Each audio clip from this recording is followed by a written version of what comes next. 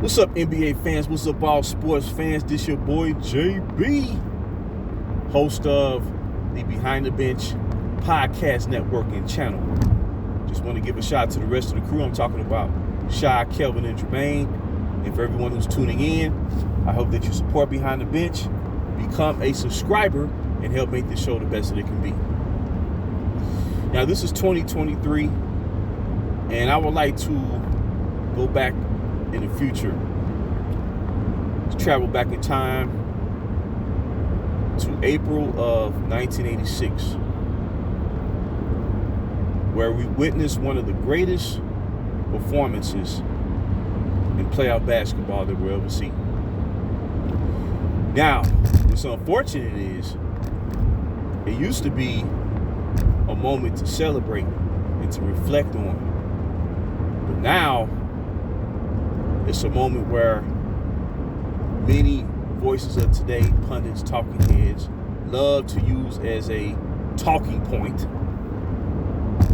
to criticize and downgrade the accomplishment that one Michael Jordan achieved on that day versus, in my estimation, one of the all-time top three greatest teams to ever do it and to win a championship in a single season. And that is the Boston Celtics, that featured at the time the best starting five in the league, that featured at the time the best front court in the league, and today remains considered the best front court in the history of professional basketball in Larry Bird, Kevin McHale, and Robert Parrish.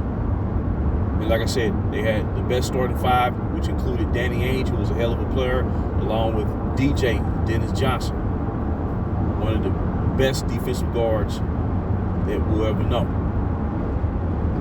So according to today's so-called experts and critique masters, they want to criticize. First of all, they keep on reflecting on something that happened 37 years ago, and they keep harping on it. And most of the people that continue to harp on it, they wasn't even around to see it.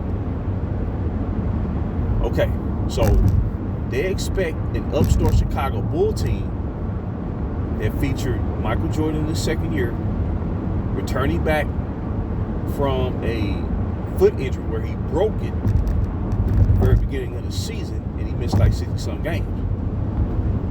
So yeah, Chicago Bulls going up against the Boston Celtics, who were 67-15 that year.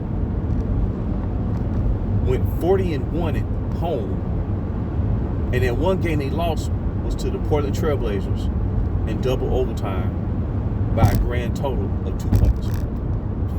That's how good and how dominant the Celtics were at the famed original Boston Garden. But their critique is disingenuous because they'll say that he could beat Boston, but guess what? Nobody could beat Boston that year. And you know why? Because they went on to win the championship.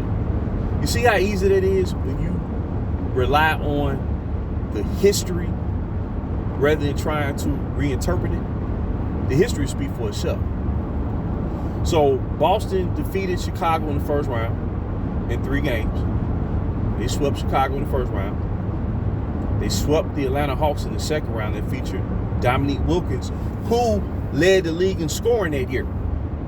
Dominique Wilkins was the scoring champion, averaging like 30.3 points a game. He was the scoring champion. Then they had Doc Rivers, they had Spud Webb, Randy Whitman, Kevin Willis, and Jordan's teammate down the road, Cliff Levingston.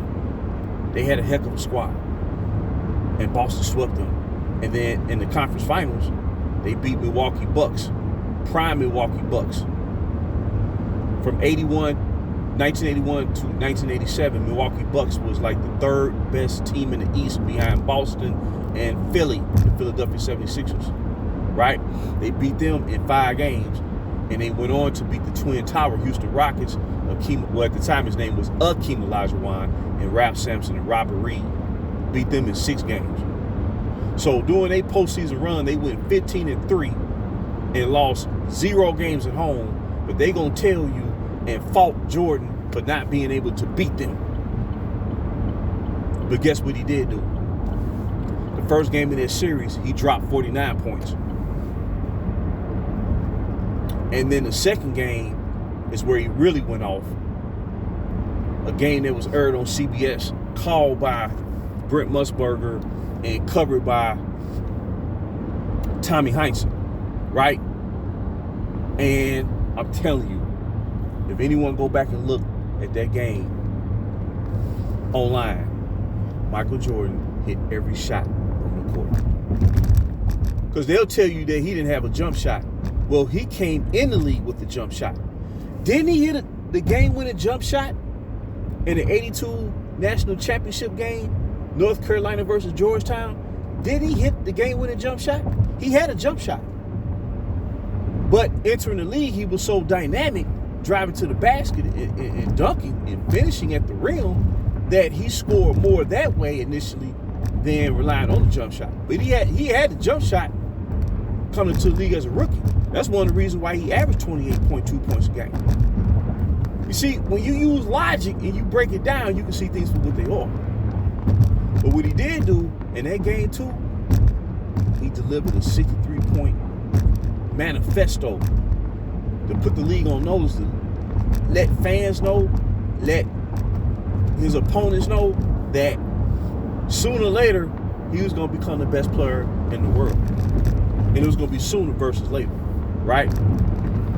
Okay, so he scored 18-foot jumpers, 20-foot jumpers, 22-foot jumpers, baseline, driving baseline, double pumps, underneaths, bank shots, the entire repertoire.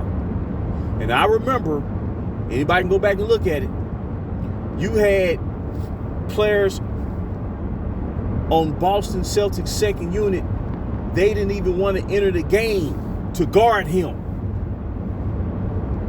That's how fierce he was. You know what I mean? I'm just telling it like it is. And it was such a great performance, man, that it left the Celtics in awe. As Larry Bird famously said, he was God disguised as Michael Jordan. And to add on with that, he said, I never thought a player would be able to score 60 points against the Boston Celtics. That's what Larry Bird said. Danny Ainge said he was the best player on the court. And we're talking about with prime Larry Bird winning his 3rd straight league MVP, a feat that hasn't been matched since, and was considered the best player in the NBA from 1984 to 1986. For 3 years, Bird was considered the best player in the game. And Danny Ainge said Jordan played better than Larry Bird. That's how good he was. That's why I like to gravitate to what's being said in real time in the heat of competition, rather than trying to change the course of history. It's a beautiful thing. But like I said, it was a hell of a performance. It's one I'll never forget as an NBA fan. And whenever I just really want to reflect on it and go back and look at that game, I'm just as, amazed by what he did. You don't see that every day. And he did that against prime Boston Celtics. As I said earlier, historically one of the top 3 greatest teams to ever do it and win a championship, a single season run. So, it's unfortunate, man. I think it's sad, what they're trying to do to Michael Jordan and trying to diminish his legacy. It's really an insult, man. And like I said, Chicago Bulls is not even my favorite basketball team. But at the end of the day, his resume is his resume. And consistency-wise, I would say he deserved to be recognized as the greatest player who ever competed on this level of professional basketball in the National Basketball Association.